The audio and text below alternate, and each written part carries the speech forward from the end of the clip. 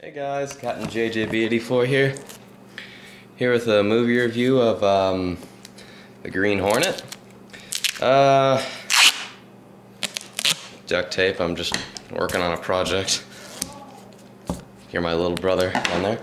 But yeah, the Green Hornet. Let's dive right into the review. Alright, I like this movie, quite a bit actually. I will admit, by no stretch, not necessarily a good movie, but it's kind of those movies like, you just like it, it's flawed, who cares?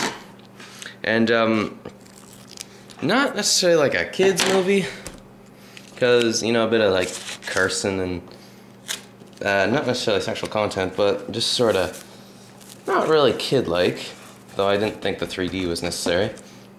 But it's just one of those movies that just sort of came out. Sort of went in kind of skeptical, but just came out with a big smile on my face, realizing, oh, this is actually pretty funny. And I like it for that.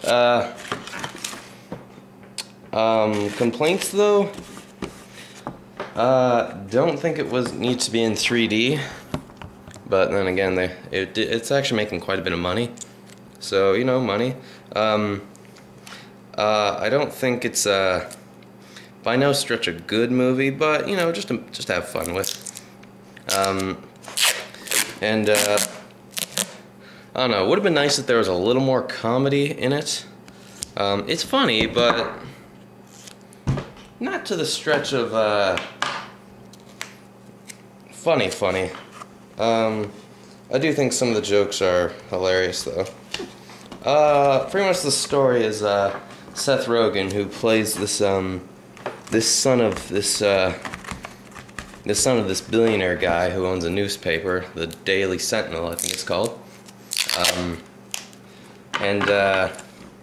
Pretty much his father dies of a bee sting, believe that or not, and pretty much he takes charge of it.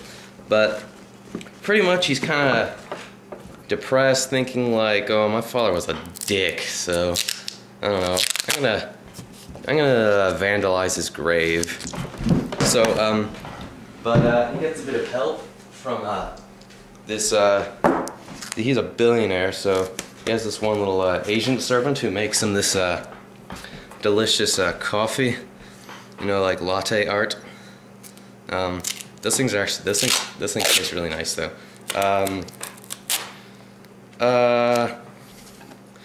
But yeah, so they decide, let's do a little mischief. So they deface his grave, as well as, sorry, I'm just going out on a limb, I'm just tired. It's only like 12. So they deface his grave, as well as stop a bunch of these thugs trying to mug this one guy. And then they get caught on camera, but they're wearing masks, so, or like little headbands to cover themselves. But,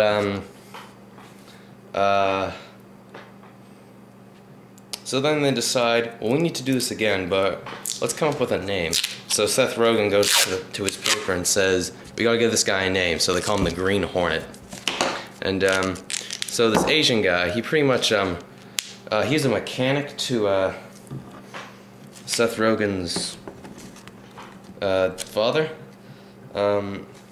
And pretty much he makes this car he calls the Black Beauty. It's like bulletproof, the glass is bulletproof, kinda. It's got weapons, machine guns, missiles, all the cool stuff. Like a pimpmobile. And,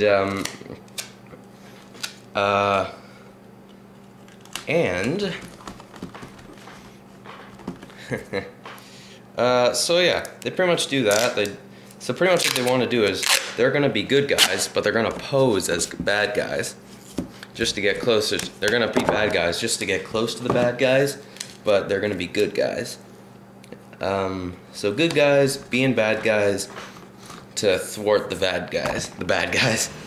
And another surprise, a big surprise while watching the movie was Cameron Diaz. She's in the movie. I thought, holy shit, how'd she get in this? And, you know, I don't care. She's like 39, I think. I don't care. She is hot. Like, I guess Shrek isn't doing anything, so they figured, why not? This doesn't stand so well.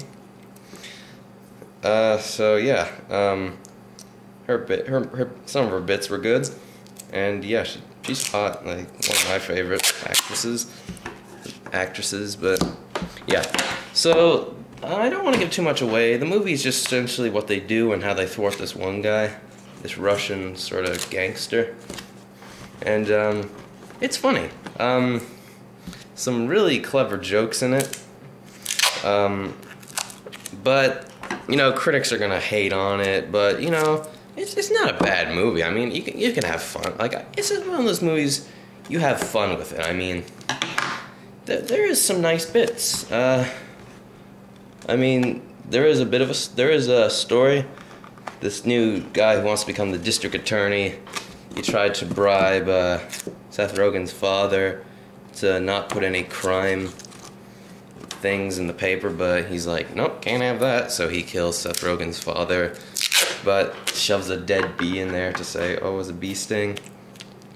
But yeah, there's some nice bits in it. You know, no stretch a good movie, but I just had fun with it. So it's gonna get a very positive 7 out of 10. So yeah, just see if you can see it without the 3D, because I think it was shot in 3D. Because at one point I took my glasses off and it didn't look normal. This is how you tell if a movie's shot in 3D, because I know Tron wasn't shot in 3D. Because at one point, because they even say at the beginning, it's like, don't take off your glasses, even during like a 2D scene. Like, but this was shot in 3D. The 3D worked, just, it didn't need it, so, yeah, well. But, you know, just to have fun with it, take your friends. Not a kid's movie, but just something to have fun with. So, that's the review. See you next time. 7 out of 10.